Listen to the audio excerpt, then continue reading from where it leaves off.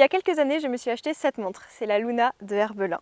Quelques années plus tard, j'ai eu la Octogonale. Et aujourd'hui, je vais à Charquemont, je vais découvrir les ateliers d'Herbelin pour aller voir les archives, les postes d'horlogerie, mais surtout pour découvrir la nouvelle Luna qui sera vendue en exclusivité chez Louis Pion. Allez, on y va ensemble.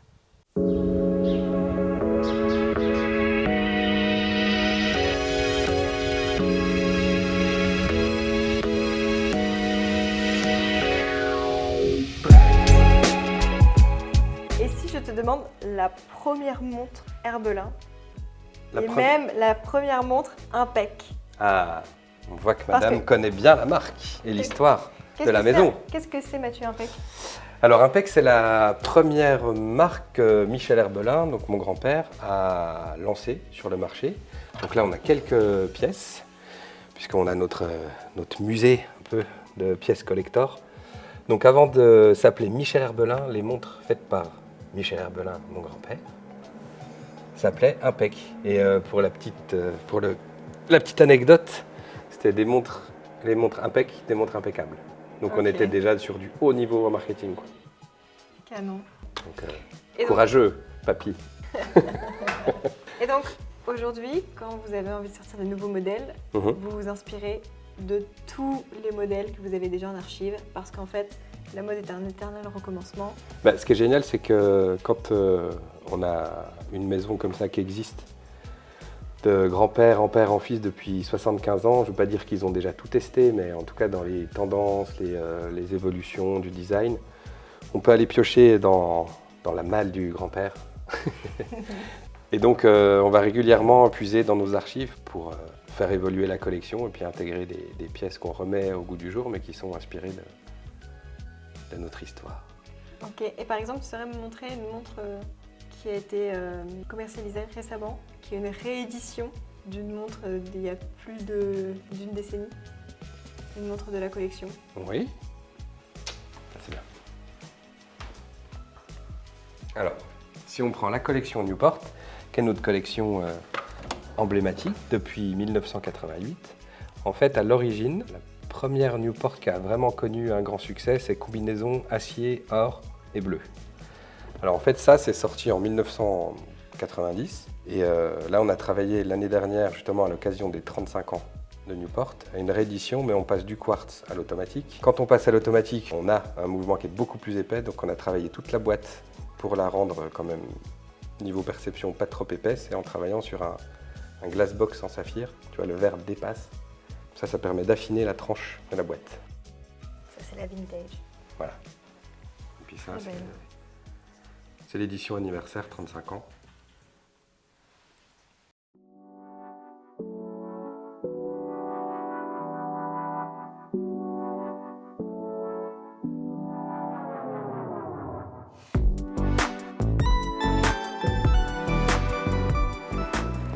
Ça, ce serait génial parce que regarde, tu la prends, tu la mets comme ça. Super jolie. Et là, il y a les petits détails comme ça. En plus, je la vends, t'as vu? Ouais, non, tu la vends bien. Tu as trouvé ta nouvelle commerciale de vente de montres de câble. Non, non, elle est très belle.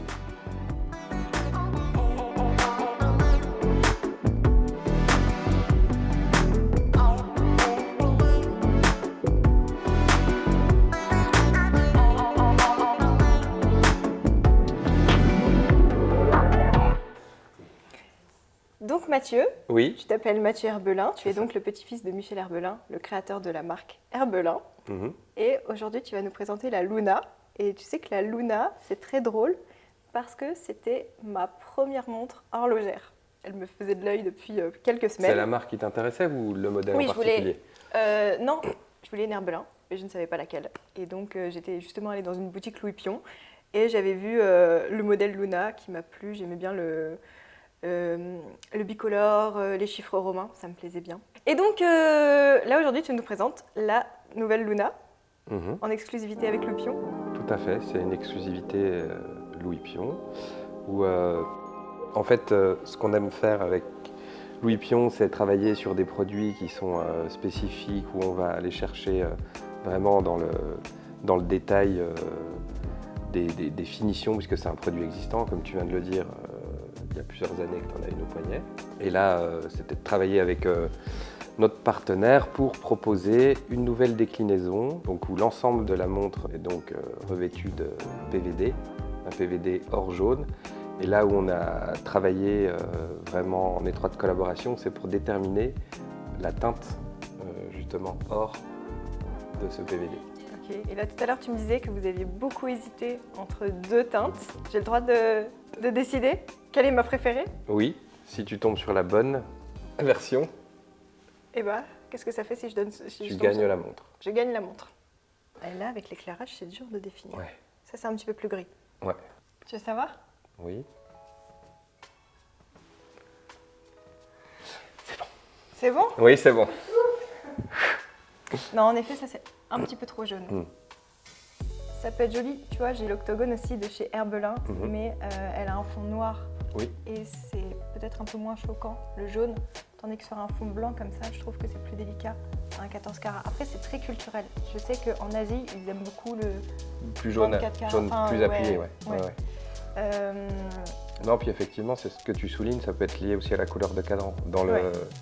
l'octogone, donc version cadran nacre noir, on a des veinages verts qui s'accordent très bien avec un jaune un peu appuyé, alors qu'effectivement sur de l'argenté, velouté, avec un guillochage au centre,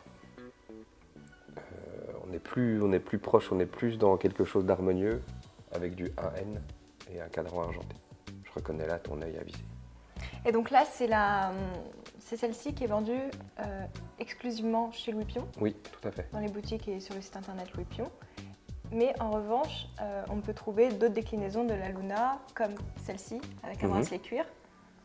Et si j'achète cette Luna, est-ce que après je peux mettre un bracelet cuir? Oui, tout à fait. Ok. Alors il y a aussi un truc intéressant, c'est que tout à l'heure tu m'as dit que toutes vos montres, vous utilisez un verre saphir. Oui. Sur Toute la 100%. collection Herbelin est équipée de verre saphir. Et donc le verre saphir, enfin tu vas confirmer ou pas ce que je dis, mais c'est anti-rayure. Ouais, Quasiment c'est inrayable. Ouais, Quasiment inrayable. ouais. Ça part avec un diamant. Non, Voilà, c'est ça. si, ouais. Tu disais tout à l'heure que tu étais architecte, Mhm. donc tu es le petit-fils de Michel Herbelin, Oui, donc c'est une entreprise familiale, puisque tu y es encore avec ton cousin. voilà. Vous êtes deux dans On l'entreprise? est... Alors, c'est une entreprise qui existe depuis plus de 76 ans. C'est 3 générations successives, sans aucune discontinuité. On sait qu'il y a des histoires de marques où il y a des ruptures, des rachats. Mais nous, depuis notre grand-père, il y a une continuité. Donc, comme je te l'expliquais tout à l'heure, il y a eu 4 enfants, 2 filles qui ont décidé de partir un peu à l'aventure, ailleurs, dans le sud de la France. Et puis les 2 frères qui se sont succédés à la tête de l'entreprise, qui ont eu chacun des fils, qui sont Maxime et moi. Et on est à la tête de l'entreprise avec 2 autres amis de la famille. Donc on est 4 associés à gérer la marque Herbelin aujourd'hui, D'accord. qui devient un groupe de plus en plus chaque jour, et qui distribue notamment des bijoux et d'autres marques de mode. D'accord. Merci beaucoup. Merci.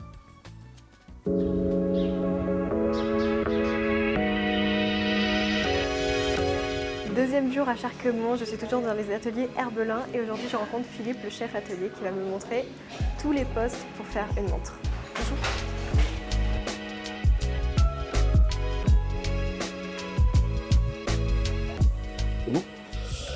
Je pose que Sissu a posé des cadrans sur les moments. Les cadrans sont visités à 100% et après posés sur les moments. Et on rajoute un petit clinquant et un canon dessus à chaque moment. Voilà. Donc ça c'est la première étape? Première étape. D'accord.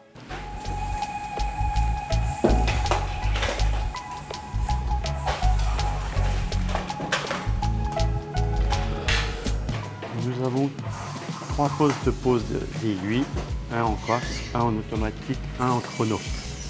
Chaque personne peut être polyvalent, c'est-à-dire qu'ils peuvent se remplacer, mais chaque machine a des possibilités de réglage différentes. Précis.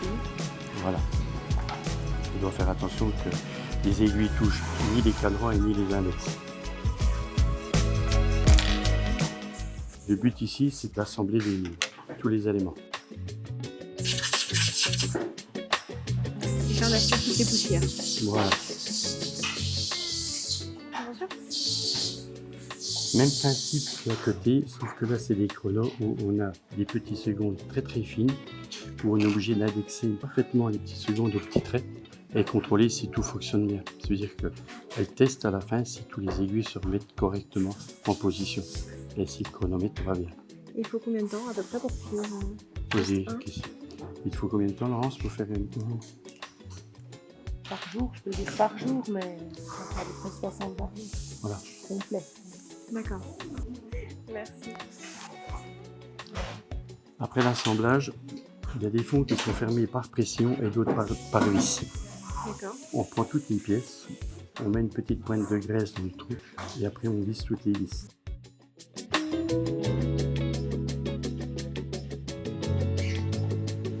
Toutes les pièces sont reprises à la loupe. La loupe grossit environ 2 fois et demi. Ça veut dire qu'elle a la même capacité qu'un microscope. Elle va contrôler tout ce qui est poussière, poils, rayures. Elle va l'observer. C'est-à-dire qu'à partir de là, le produit doit être nickel. Chaque montre est analysée de manière très précise pour qu'elle n'ait aucun défaut. C'est ça. C'est ça. Dans l'ensemble de l'entreprise, on a 56 contrôles. C'est-à-dire que depuis la réception du produit jusqu'à la fin du produit, on a 56 contrôles.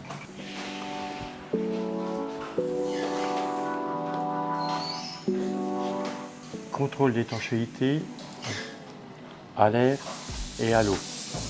Tout ce qui est mouvement automatique, mécanique passe à l'air avant de les passer à l'eau. Toutes nos montres sont passées à 100%, c'est pas du prélèvement, c'est du 100%. Même le SAV reviennent en production pour éviter la contestation du contrôle. Toutes les pièces sont mises dans la machine. On met en pression. S'il y a une fuite d'air, une fuite à la montre, l'air va rentrer à l'intérieur. Après, on va descendre le bac dans l'eau. On va retirer l'air du bac et ça va faire comme des petites bulles de champagne. C'est-à-dire que la pièce n'est pas étanche.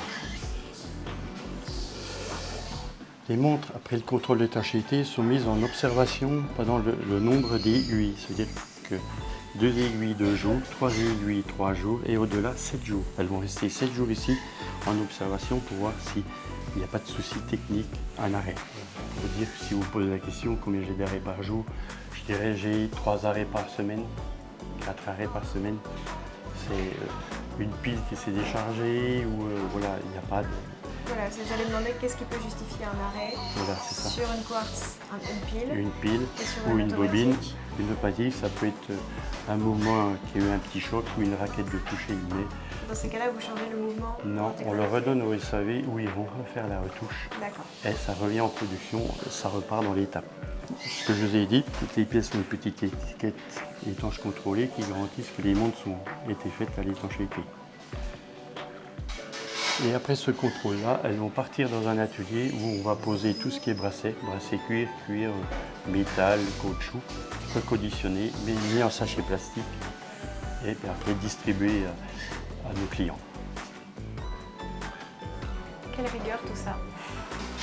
Il faut. Il faut. Non, merci beaucoup Philippe. On va passer Au montage. au montage de la montre. Allez. Allez.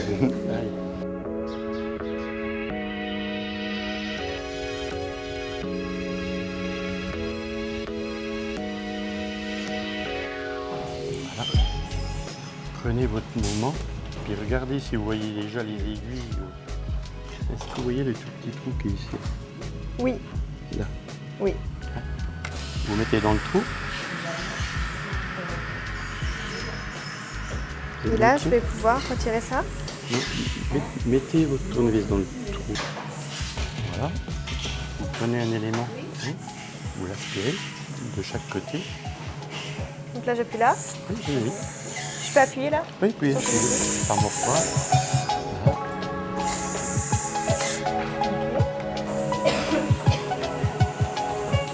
Voilà. Vous pouvez presser gentiment. Comme ça. Voilà. Oui. Ok. Prenez une boîte.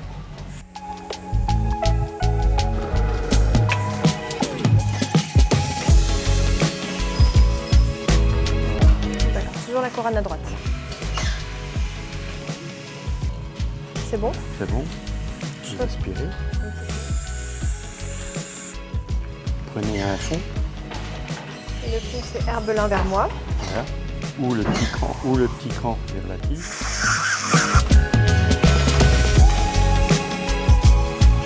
Voilà. Régler pour que ce soit à peu près bien ici. Voilà. Comme ça, Et vous c'est bien. pressez. Voilà. C'est fermé. Et maintenant, on met à l'heure. Vous la mettez à l'heure.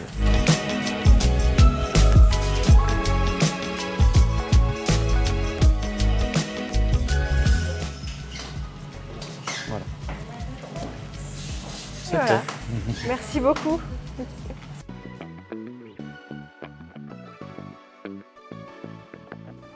Solène, c'était vraiment un plaisir de t'accueillir pendant ces 2 jours chez Herbelin. Merci Mathieu. Et voici ta montre Luna qu'on a le plaisir de t'offrir. On l'essaye ensemble? Avec grand plaisir. Allez.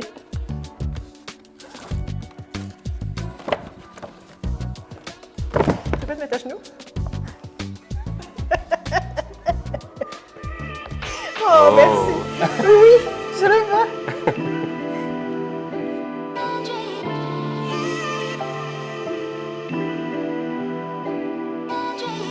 Zima Luna en collaboration avec Louis Pion. Vous pouvez désormais la retrouver sur le site et en boutique Louis Pion.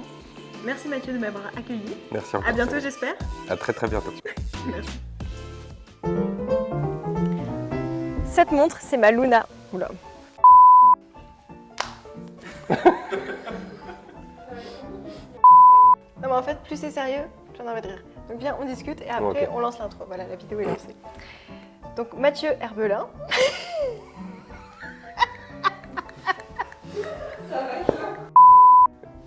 Sur un épisode d'Hot Wheels. Oui. Mais pourquoi j'ai un micro pour donner un sac? Vous pouvez me dire, le sac il parle ou... Avec Solène, tu effaces toutes tes peines.